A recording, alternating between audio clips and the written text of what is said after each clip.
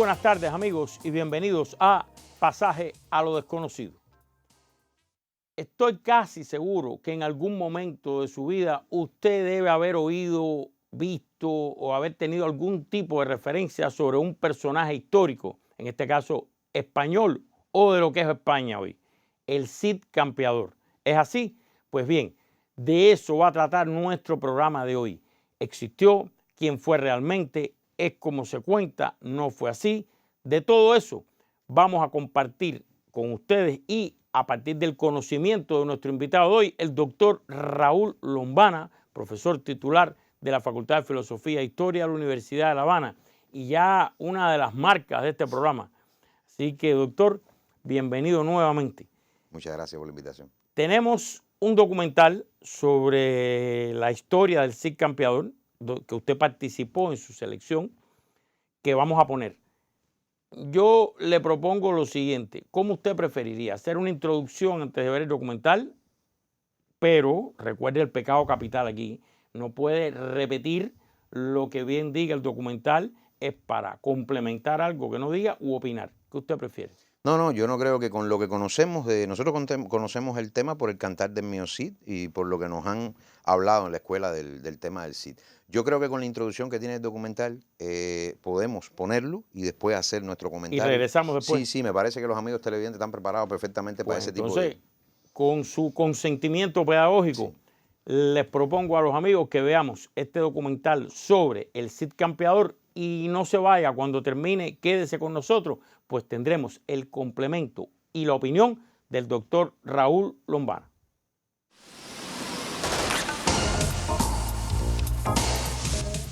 El Cid.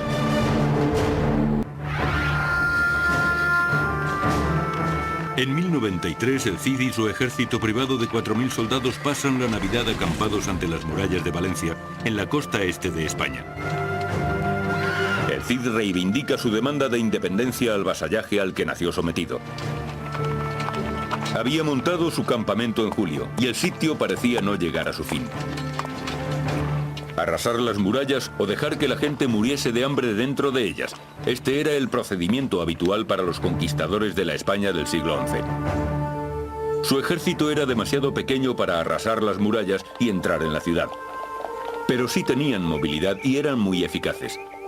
Cortaron el suministro y arrasaron los campos de alrededor. Dentro de los muros la gente temblaba con los rumores de las atrocidades cometidas. Con suerte y tiempo, pronto sería señor y amo de Valencia.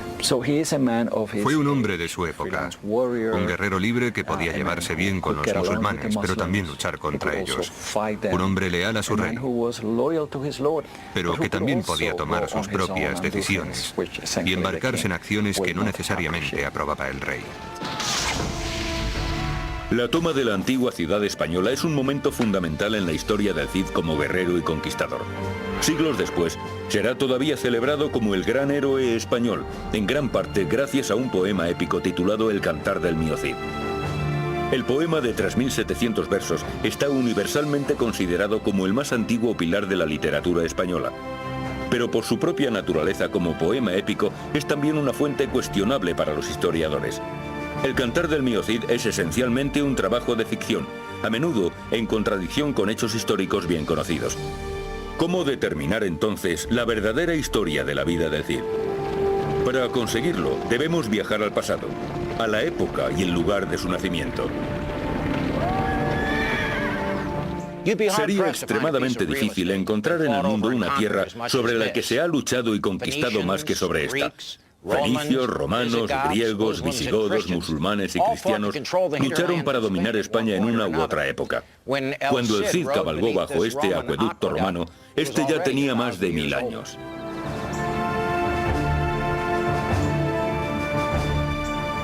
En el siglo VIII llegaron a España un gran número de árabes, musulmanes y conversos bereberes. Los españoles llamaron a los invasores moros, ya que llegaban desde Marruecos. Empujaron a la nobleza cristiana española hacia el norte, hacia las montañas, pero permitieron que se quedasen en el sur muchos residentes cristianos y judíos. España disfrutó de un notable auge cultural bajo el dominio árabe. Los califas musulmanes construyeron fantásticos palacios y mezquitas. También introdujeron importantes avances agrícolas y científicos. Con su base principal en la ciudad de Córdoba, la dinastía musulmana gobernó España durante más de 3 siglos. Pero 10 años antes del nacimiento del Cid, la dinastía se rompió en pedazos. Los caudillos musulmanes dividieron la región en numerosos distritos, los llamados estados de Taifa. La nobleza cristiana del norte inmediatamente se aprovechó de los fracturados estados moriscos. Se convirtieron en presa fácil para los reyes cristianos. Y había mucho dinero en juego. Se pagaban grandes cantidades en tributos. A este complicado mundo llegó el Cid. Nació alrededor del año 1040 en el seno de una familia cristiana que vivía bajo la cultura y costumbres del Islam. Creció rodeado de gente que hablaba árabe, gente que o era musulmana de nacimiento o comprendía la lengua árabe. Hay que tener en cuenta que los cristianos y judíos de los siglos VIII, IX y X articularon su propia cultura en árabe. Era el idioma dominante. El Cid creció bajo el reinado de un rey cristiano, Fernando I de Castilla y León.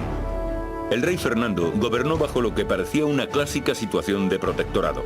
Obligaba al pago de tributos a los moriscos estados de Taifa del sur de España y enviaba partidas de asalto a luchar contra los que no pagaban.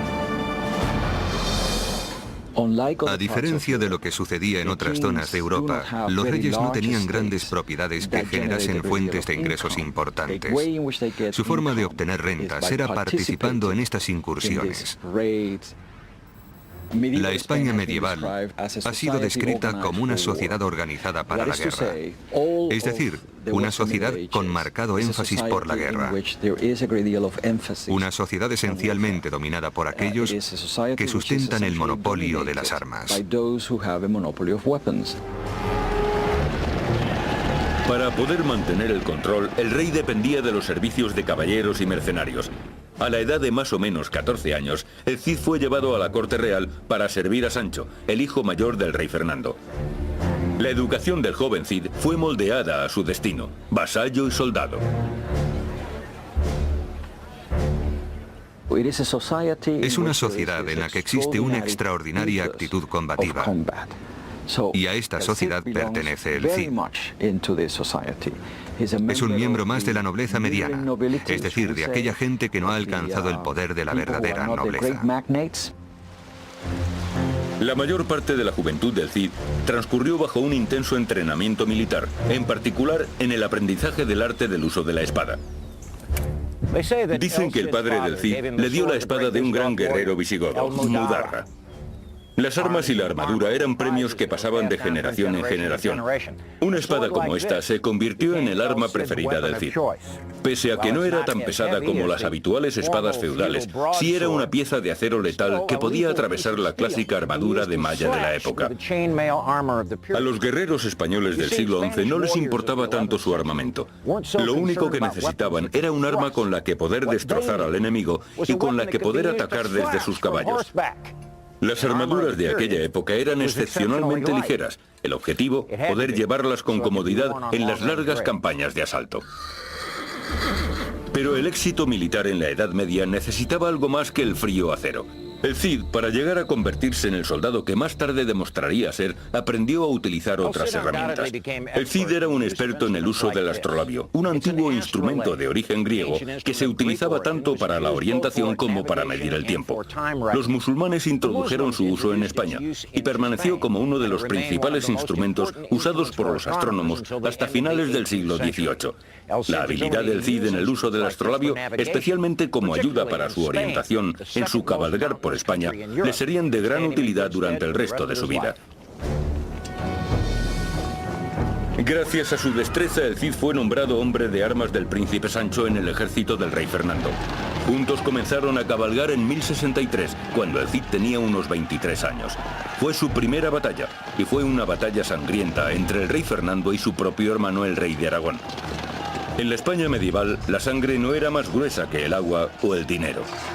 Los dos hermanos reales luchaban por el control de los atributos de un emir musulmán llamado Al-Muqtadir. un hombre que sería determinante en el futuro del Cid. En esta batalla el Cid luchó con valentía para proteger las tierras del emir, distinguiéndose como un valeroso e intrépido guerrero. Al final de la batalla el ejército de Fernando se impuso y su hermano, el rey de Aragón, perdió la vida.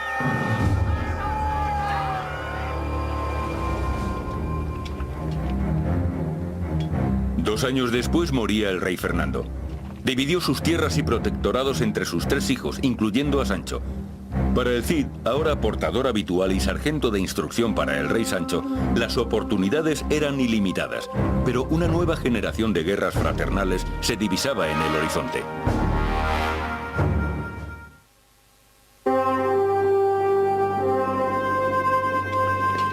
Con poco más de 20 años, el Cid era hombre de armas para el rey Sancho II de Castilla.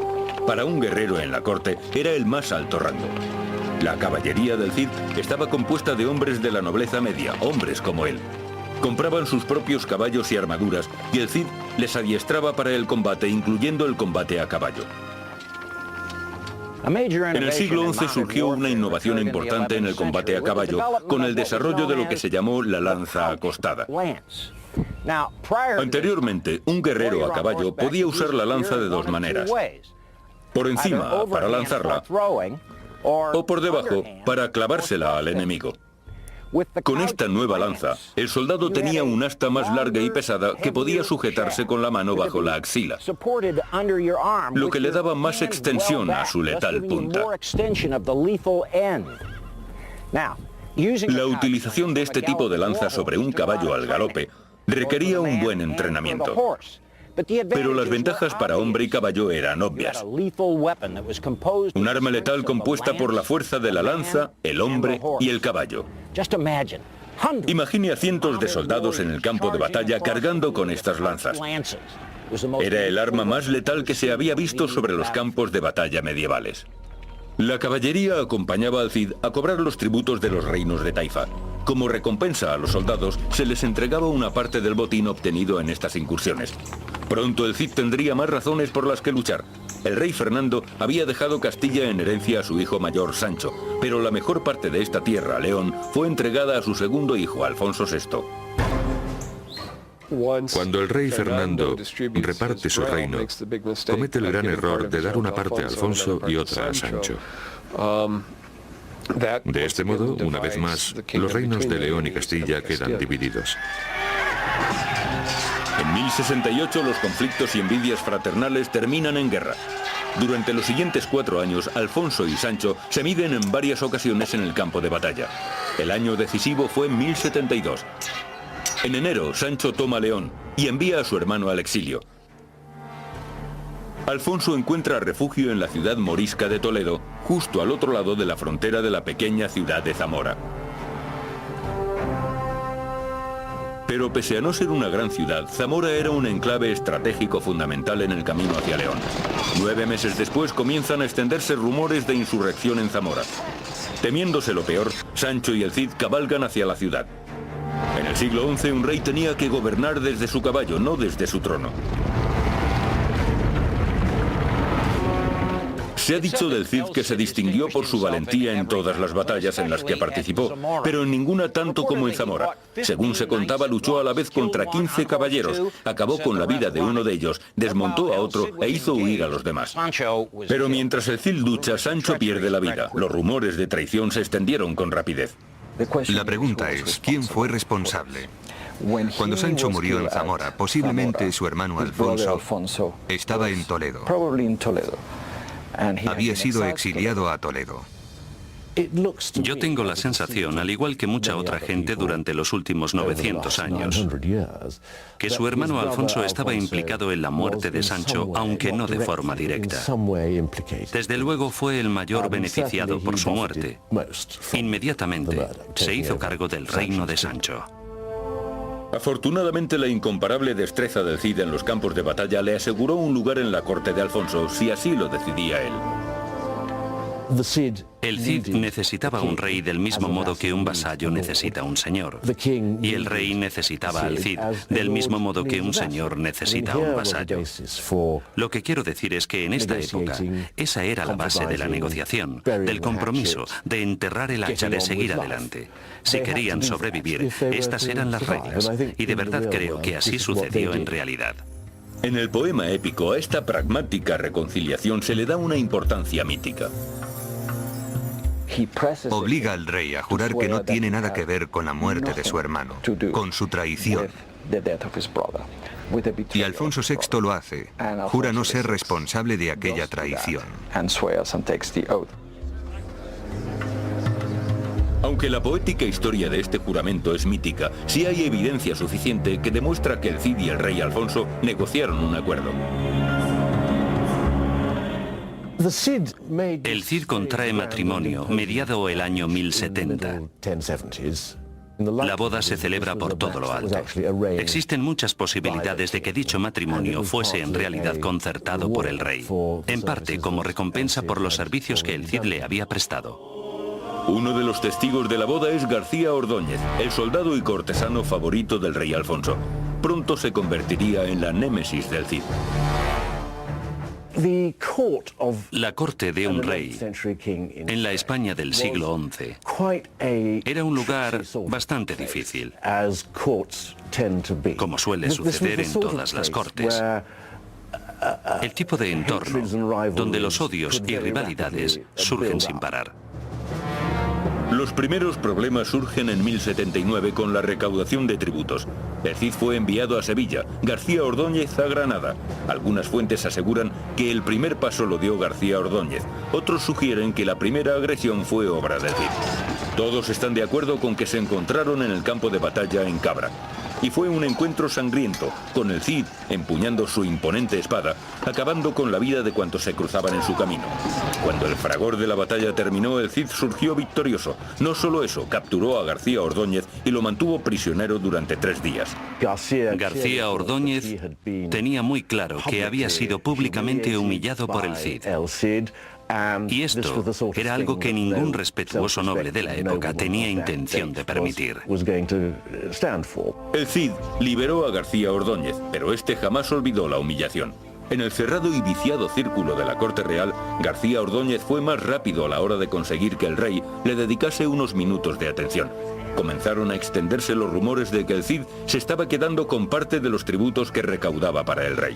García Ordóñez es una especie de perdedor resentido, una persona envidiosa, y no está dispuesto a aceptar la presencia en la corte de quien considera una revista. Llama al Cid el hijo del molinero, que es posiblemente el peor insulto que se le puede dedicar a alguien en la Edad Media, ya que a los molineros se les consideraba tramposos y ladrones, que siempre se quedaban con parte de la harina de los que utilizaban sus servicios. Tenemos pruebas de fuentes independientes, en concreto de fuentes musulmanas, de que el conde García Ordóñez era conocido como Boca Torcida. Y aunque es posible que este apodo tenga su origen en algún tipo de deformación física, como un labio leporino o algo similar, también podría indicar que sus defectos eran más morales que físicos. En definitiva, que era un hombre con tendencia a mentir, a crear problemas.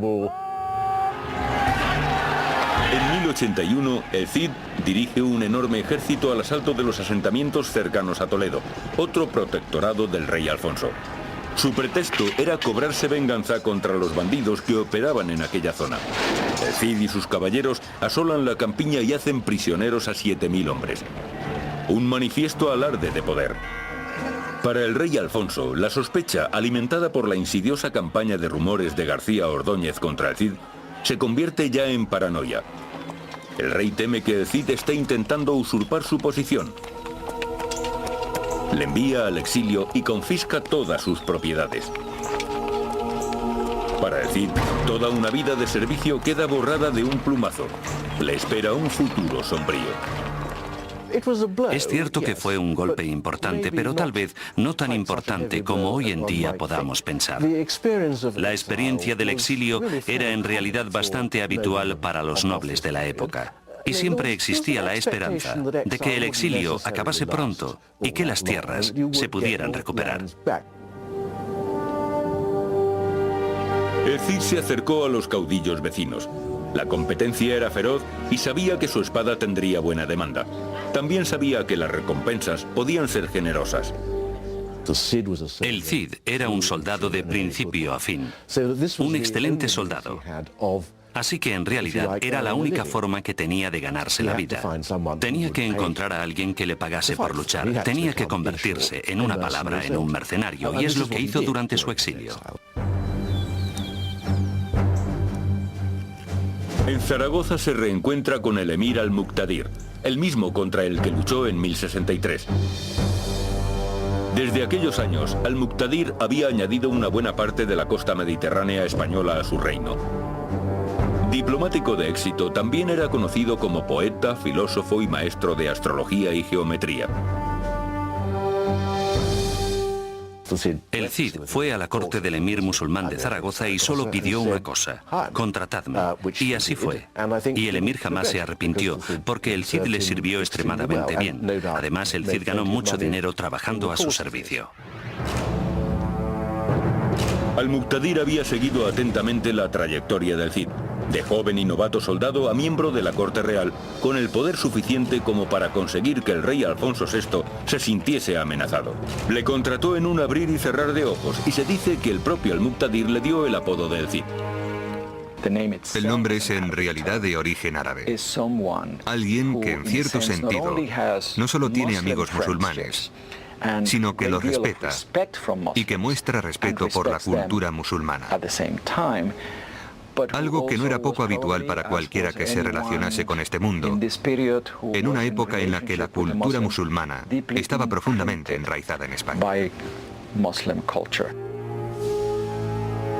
Pero Al-Muqtadir murió solo un año después de contratar al Cid, y dividió su reino entre sus herederos varones.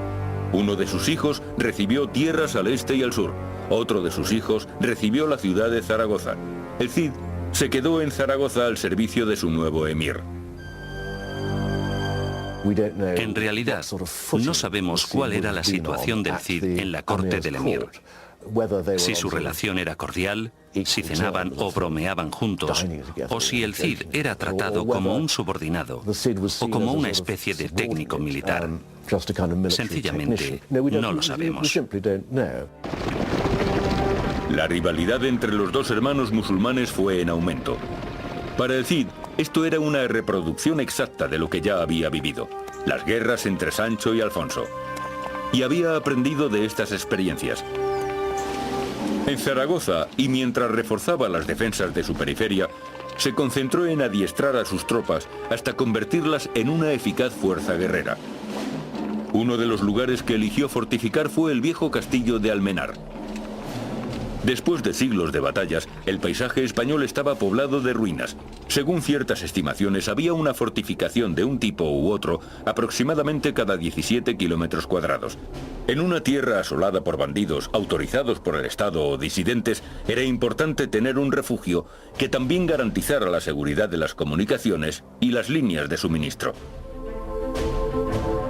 La batalla entre los dos hermanos árabes comenzó en el verano de 1082. Bajo el sitio de Almenar, el Cid se enfrentó a un ejército de mercenarios, formados precipitadamente.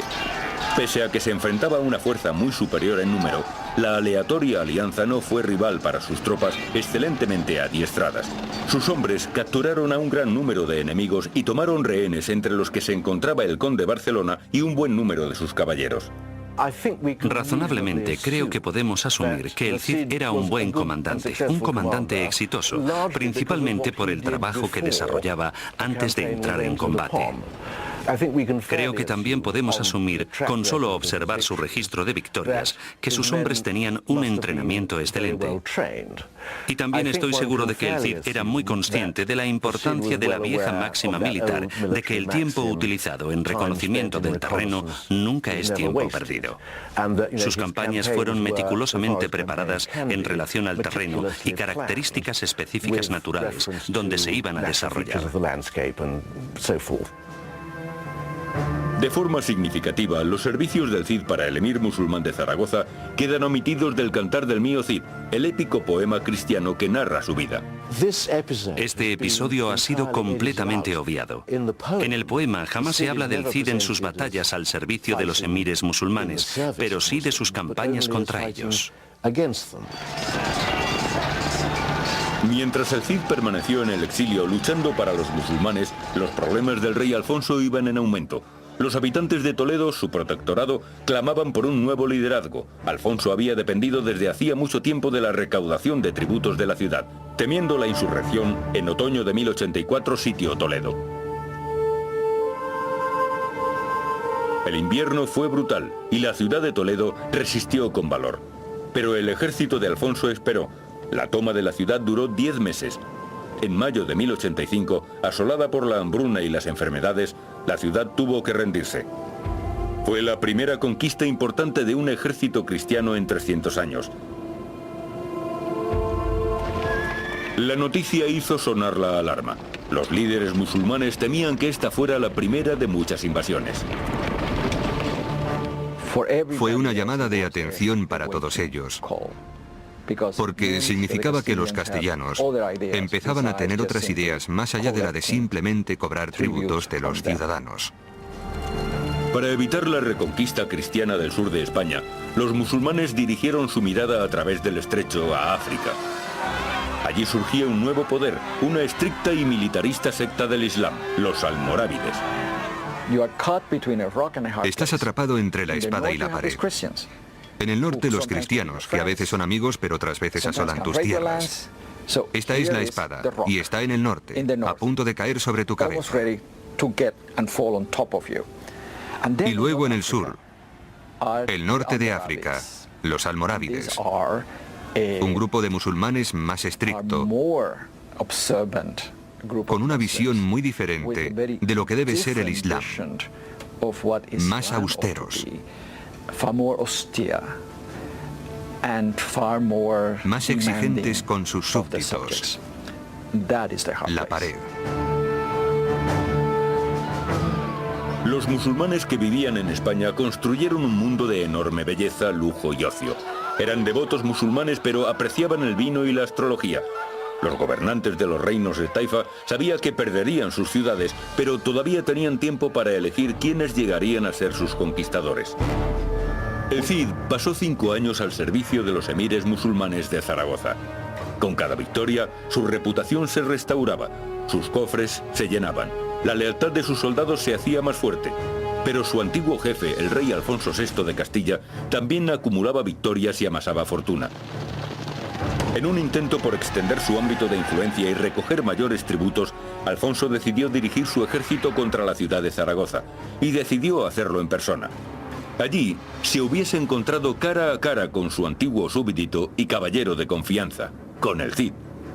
El destino lo evitó. Antes de que Alfonso pudiera llegar a Zaragoza, los reyes moriscos decidieron jugársela a una carta. Apelaron a sus correligionarios musulmanes de Marruecos, los almorávides. La descripción que se les pueda dar es la de una secta fundamentalista dentro del Islam, concentrados en mantener la ley islámica y sus tradiciones de la forma más severa. Cuando los almorávides miraban hacia España, tenían sus reservas. No les gustaba lo que veían. Gobernantes musulmanes obligados a pagar tributos a líderes cristianos, a su vez forzados para poder recaudar dichos tributos, a imponer impuestos no sancionados por las leyes y autoridad del Corán. La nueva fuerza invasora de Marruecos estaba liderada por un guerrero llamado Yusuf. Atravesó el estrecho de Gibraltar con un ejército de 7.000 hombres entre caballeros e infantería. Llegaban a España a defender un territorio que ya habían conquistado hacía cientos de años. El ejército de Yusuf incluía además guerreros del África subsahariana, armados con lanzas de bambú, escudos de cuero y tambores de guerra. Atravesaron España dirigiéndose hacia el norte, reclutando mercenarios y tomando esclavos. Cuando llegaron a Sagrajas, formaban un ejército de 20.000 hombres. Y en Sagrajas comenzó la batalla. El rey Alfonso, con su ejército de aproximadamente 40.000 soldados y aliados, desencadenó un ataque sorpresa con su caballería durante las plegarias nocturnas musulmanas del viernes. Pero el ataque fue repelido y la caballería cristiana fue rápidamente superada y masacrada. Muchos aliados de Alfonso desertaron, algunos aterrorizados por el mal augurio que en ellos provocaban los tambores y el extraño armamento de los guerreros africanos que seguían a Yusuf. Los caminos quedaron cubiertos de cadáveres. Fue una derrota aplastante, pero el rey Alfonso escapó. La batalla de Sagrajas en el año 1086 fue para el rey Alfonso una demoledora derrota. Era un rey que llevaba ya 20 años gobernando con éxito. Pero los almorávides no habían venido a ocupar España. Una vez derrotado el ejército de Alfonso, volvieron a Marruecos y el rey se aprovechó del momento. Se puso en contacto con el Cid, puso fin a su exilio y le pidió volver a su corte. Así que en el despertar de aquella terrible batalla, nos encontramos con que el rey Alfonso devuelve sus favores y llega a un acuerdo con el Cid. Necesitaba gente capaz de ayudarle a retomar las riendas. Aquello era, podríamos decir, un mercado de vasallos. El Cid había adiestrado a su ejército hasta convertirlo en lo que parecía una invencible máquina de guerra. Estuvo de acuerdo en defender las tierras del rey Alfonso ante cualquier amenaza. A cambio, el Cid tendría derecho a la propiedad de las tierras que tomase a los musulmanes, propiedades que pasarían a sus descendientes. Podría, en definitiva, establecer su propia dinastía. Es en muchos aspectos lo que hoy llamaríamos un freelance. Alguien que se alía con los musulmanes contra los cristianos, que se alía con los cristianos contra otros cristianos. Alguien que intenta construir su propio reinado o estado, mejorar su posición económica. Convocados por el líder musulmán de España, los almorávides vuelven 3 años después. Resumiendo la historia, durante los años siguientes, Yusuf y los almorávides conquistaron los principados islámicos de España, reunificando de esta forma el Islam español bajo una única autoridad que, por supuesto, era más que amenazadora para las autoridades cristianas, entre ellas Alfonso VI en el norte. Así que el rey pasó de estar en el bando agresor durante la década de los 70 y principios de la década de los 80 a estar en el bando defensor. Consciente de sus problemas, en 1089, Alfonso VI convoca al Cid para solicitar su ayuda en su lucha contra los invasores almorávides. Fue la prueba más importante de su reconciliación, pero no duró mucho. El Cid no acudió a una importante cita en un campo de batalla y Alfonso sufrió otra importante derrota. Culpó de esta derrota al Cid y de nuevo lo envió al exilio. Esta vez, el Cid no buscó un nuevo patrón.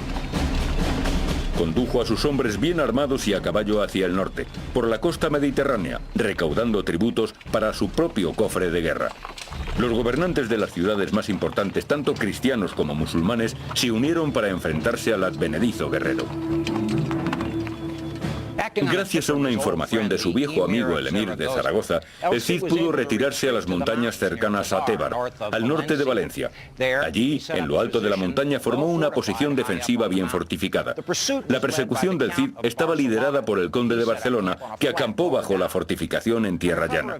Durante la noche, envió a un grupo de soldados a lo alto de la montaña. Muy pronto la posición del Cid estaba rodeada.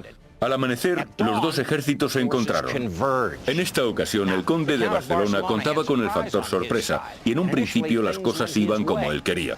El Cid estaba herido, había perdido su montura, pero una vez más, la suerte estuvo de su lado. En una repetición virtual de la batalla de Almenar, el Cid acabó dirigiendo a sus hombres a la victoria. El conde de Barcelona fue capturado junto a sus mejores hombres. Su precipitado ataque les costó caro en vidas y en recompensas.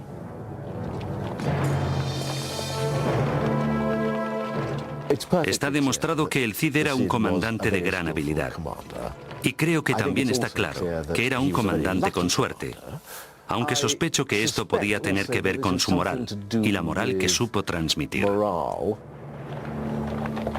Durante los años siguientes, el Cid fortaleció su bastión en la costa, estableciendo su centro de poder cerca de Valencia, ciudad de donde recaudaba tributos. Su mayor desafío a la hora de dominar la ciudad vino del rey Alfonso.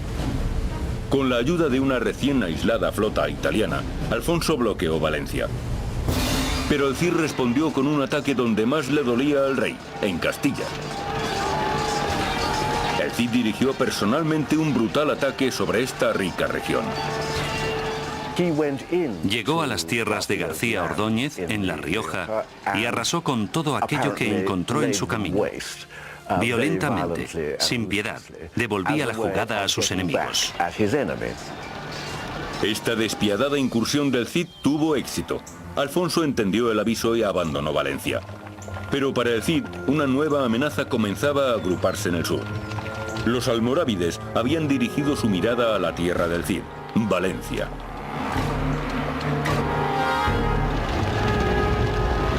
En 1092, los almorávides marchaban hacia Valencia. Fueron reunidos por un juez musulmán que lideraba un intento de toma de la ciudad. El Cid, después de conseguir que el rey Alfonso abandonase Valencia, estaba más que decidido a mantener la ciudad y sus ricos tributos. Para él era el sueño de un reino propio. Pero Valencia es, evidentemente, un lugar muy especial, un premio increíble, porque la ciudad está además rodeada de una tierra increíblemente fértil, la Huerta de Valencia, una zona agrícola que produce una enorme cantidad de bienes agrícolas y que cuenta con un fantástico sistema de riego.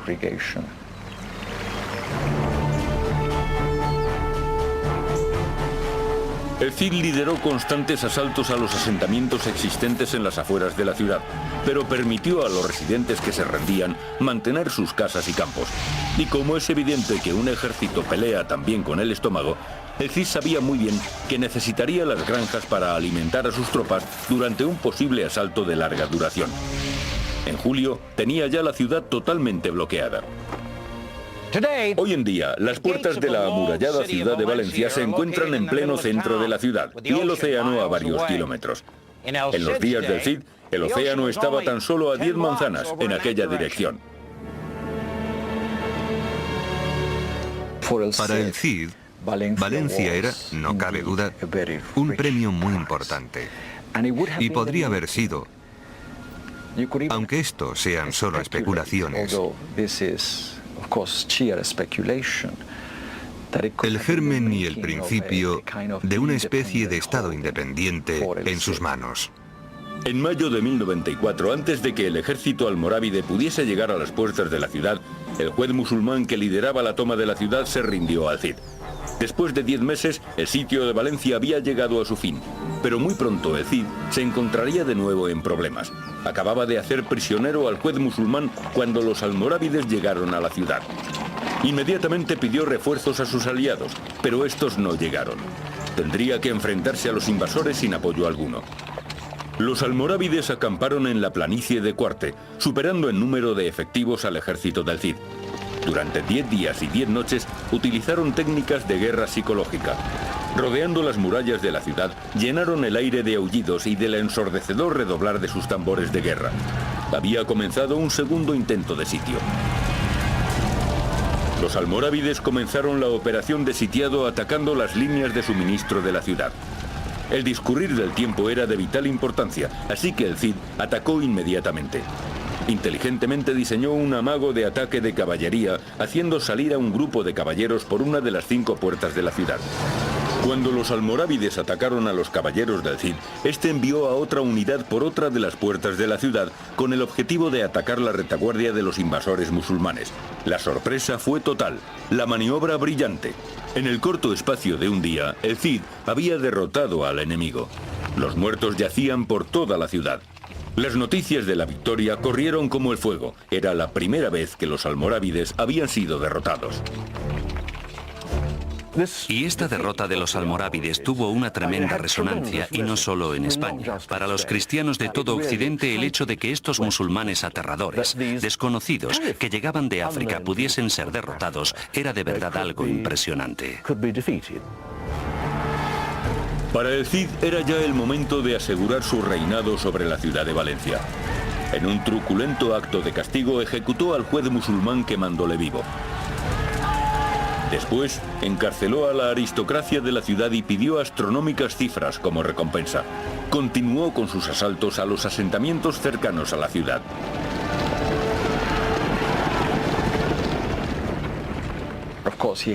Está claro que ha sido descrito como un líder duro. En cierto sentido, en la Edad Media, en la Valencia del Cid, es todo cuestión de gobernar con mano dura.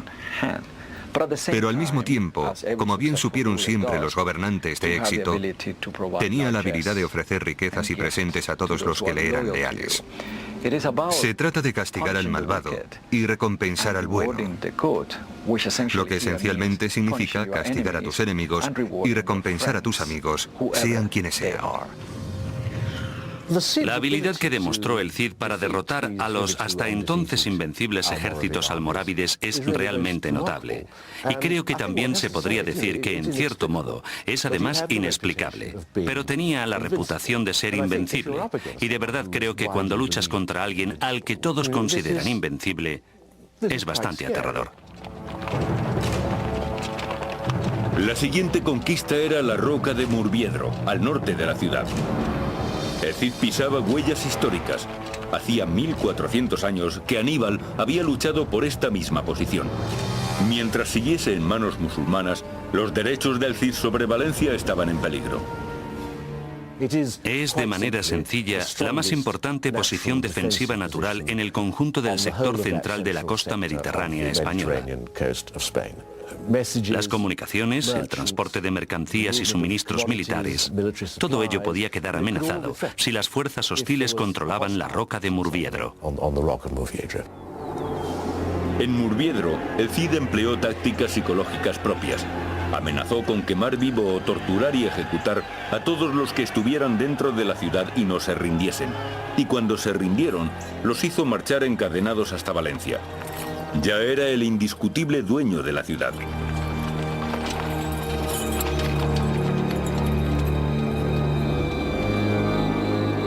El Cid gobernó Valencia durante 5 años, pero sus esperanzas de establecer una dinastía fracasaron. Su hijo Diego murió en combate. Los detalles no han llegado a nuestros días, pero sí se conoce un hecho. Diego murió luchando para el rey Alfonso VI contra los almorávides. Cuando el Cid murió, no dejó sucesor. Valencia cayó poco después en manos almorávides. Yusuf vuelve a llamar a las puertas de la ciudad y ésta no es capaz de defenderse sin el liderazgo del Cid. Quizá este fuese uno de sus errores como líder. No dejó a nadie que pudiese seguir sus pasos, que pudiese defender Valencia más allá de su muerte. Algunos ven en la muerte del Cid el fin de una era en la historia de España. No era alguien extraño, era alguien típico de aquella época. Alguien como el Cid podía crecer al servicio de un rey cristiano, ser enviado al exilio por ese mismo rey, pasar al servicio de un rey musulmán, volver más tarde al servicio del mismo rey cristiano y eventualmente terminar siendo su propio amo y señor, gobernante de su propio principado independiente. El gobierno del Cid en Valencia pudo ser corto, pero sus éxitos han demostrado ser inmortales. Todas las fuentes indican que el Cid murió pacíficamente en 1099. Un cronista francés escribió: en España, en la ciudad de Valencia, ha muerto el conde Cid. Esto ha sido una profunda pena para los cristianos y una alegría para sus enemigos paganos. Pero incluso sus enemigos mostraron su respeto por el Cid. Un escritor musulmán dijo: este hombre, azote de su época por su apetito de gloria, por la tenacidad y perseverancia de su carácter y por su heroica valentía, fue uno de los milagros de Dios. Una cosa sí había quedado demostrada: el Cid jamás fue derrotado en este mundo por un hombre. Acabamos de ver este documental sobre la vida, la historia del Cid Campeador, y ahora vamos, como ya adelantamos, no a repetir, sino a complementar u opinar sobre lo que acabamos de ver con nuestro invitado, el doctor Raúl Lombana. Doctor, vimos el documental. ¿Qué pudiera usted agregar que usted crea que no está dicho, que no está explicado, o si tiene, como pasa muchas veces, difiere de algún planteamiento del mismo, no está de acuerdo en algo, su opinión sobre el tema? Así que adelante. No, ¿puedo empezar por complementar? por complementar la primera pregunta que me hiciste. O sea, a ver, si yo le voy a adicionar algo al documental que no tiene, a este y a muchos documentales, tendría que ver con el contexto en el que aparece la figura del Cid, que no es un contexto estrictamente español, porque estamos hablando, el Cid vivió aproximadamente, la figura que realmente fue, vivió entre el año 1048 y 1098, vivió 51 años. Eso es siglo XI, y el siglo XI en la historia universal no es cualquier cosa. El siglo XI es donde empieza, por solo mencionar un caso, la revolución técnica feudal, la llamada revolución del año 1000, que fue la que aceleró el proceso de feudalización de Europa que restaba por hacer. Pero sucede una cosa muy interesante: España no puede disfrutar de ese proceso como otros lugares de Europa, porque España está imbuida en la guerra de reconquista. Una guerra que es la guerra más larga de la historia, que duró 8 siglos, incluso alguna gente plantea que no es una sola guerra, pero se ha tenido así historiográficamente, y es una guerra donde las cosas no funcionan nunca a partir de los dos bandos que nosotros estamos acostumbrados a ver. O sea, por eso es que después, cuando entonces el Cid está peleando, por ejemplo, para el bando musulmán o para algún califa musulmán, no lo entendemos. Pero es que lo que pasaba en la guerra de reconquista no es que peleaban los moros contra los cristianos, no es tan fácil la cuestión. Y en este proceso de la reconquista española, España no existe, que es una cosa que a veces cuesta trabajo entender, porque nosotros vemos la península y decimos, esta historia transcurrió ahí. Cuando vimos los dibujos animados famosos cuando éramos niños del Cid, del pequeño Cid, sabíamos que ocurrían en la España medieval, sabíamos que la producción de la serie era española, pero nos creíamos que España existía. Y no, España, tal y como la concebimos hoy, no existía en esa época. Es un periodo donde los musulmanes hace mucho rato que dominan buena parte, por no decir casi la mitad, en ese momento, de la península española.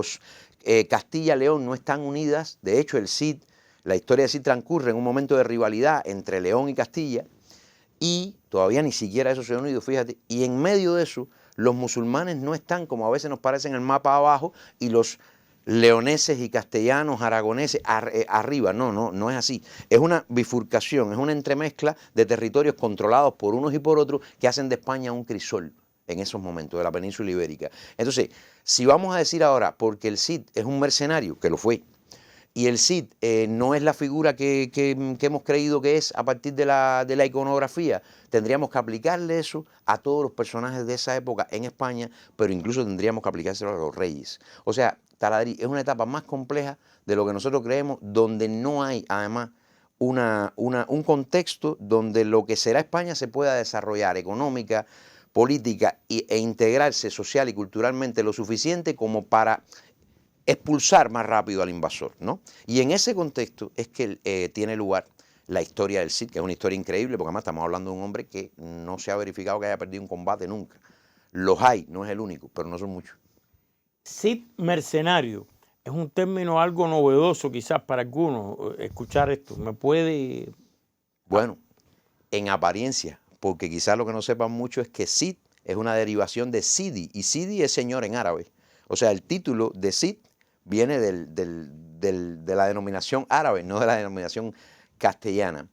Pero además, en el caso de Rodrigo Díaz de Vivar, que es su nombre, o Roderico de Vivar, que es el nombre real que tuvo el personaje del Cid, ese nombre, el nombre de Sidi, se lo ponen los musulmanes, como te dije, pero además se lo ponen, le llaman generalmente Rodrigo de Vivar o Roderico de Vivar.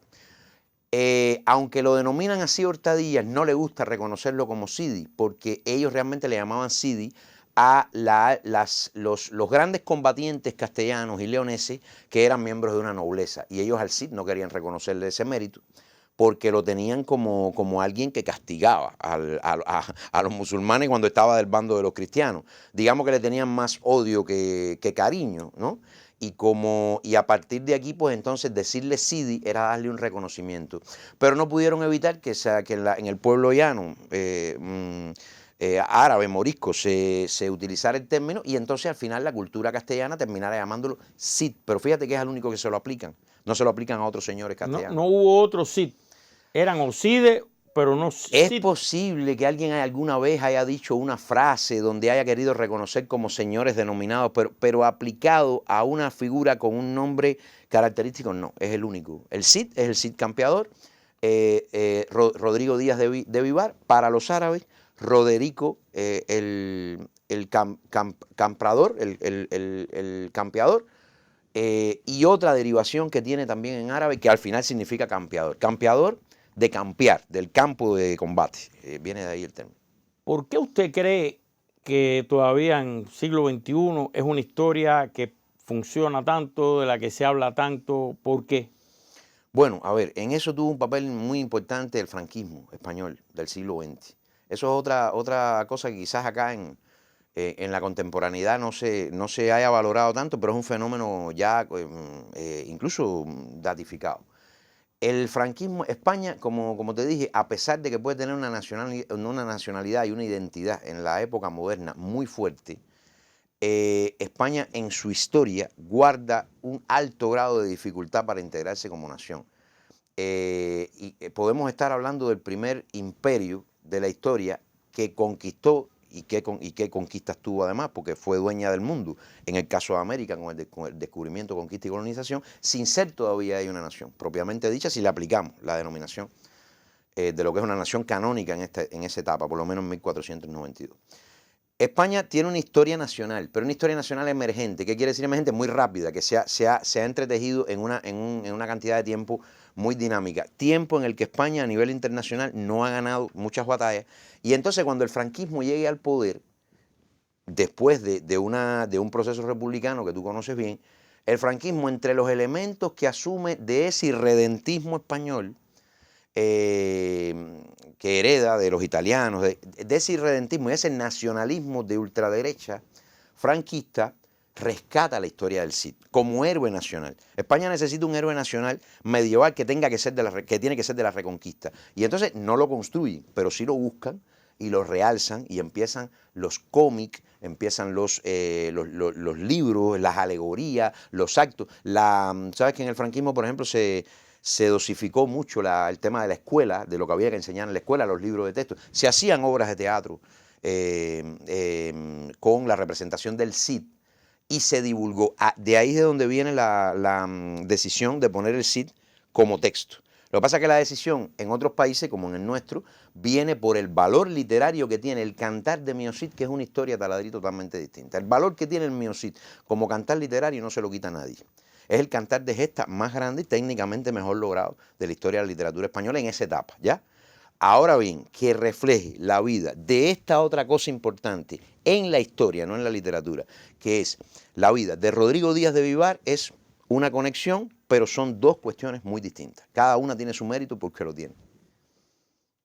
Ha sido llevado también al cine, series, incluso en países, o sea, no en España, en otros países.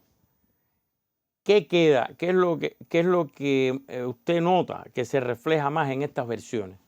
El héroe europeo legendario que toda vez que ellos no divulgan lo suficiente los momentos en los que pelea para el bando musulmán y lo venden como el que siempre es el que combate a los musulmanes, el sentimiento europeísta del líder héroe legendario, pero además con esa estela medieval típica de que fue manipulado por su rey, de que el rey lo quiso cuando le convino y cuando que no lo desterró. El Cid tuvo 2 destierros.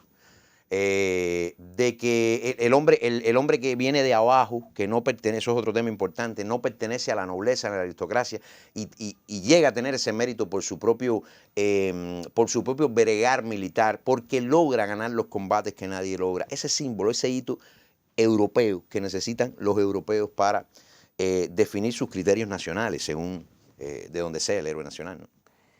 ¿Usted cree que esta historia será como otras que conocemos, que no mueren nunca, que siguen produciendo interés, o cree que cambiará con el tiempo? Bueno, estoy casi convencido de que la cultura de Castilla-León siempre va a ser una cultura bastante predominante entre los elementos que conforman la cultura española. Creo que mientras eso exista, vamos a tener Rodrigo Díaz de Vivar para rato y Mío Cid para rato, si me permite seguirlo diferenciando. No, claro.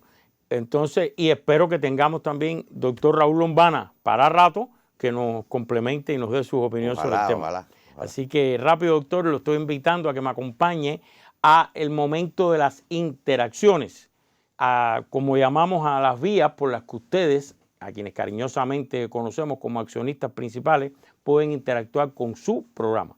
Ahí están viendo primero el canal de YouTube. Este programa más o menos no es una fecha exacta de tantos días de salida al aire, pero cuando se logra, cuando se puede, se pone y todos están ahí en el canal de YouTube, ahí lo están viendo, donde también hay opiniones y usted puede participar, opinar.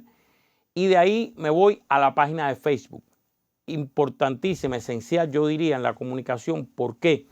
Porque ahora durante la semana usted va poniendo opiniones, preguntas en nuestra página de Facebook y el sábado, y caemos en la tercera, el sábado 12:15 del mediodía en Radio Rebelde, ahí estará el doctor Raúl Lombana, como todos los invitados, para contestar sus preguntas, opinar sobre sus comentarios, darnos más información de todo tipo. ¿De acuerdo, doctor? De acuerdo. Lo espero.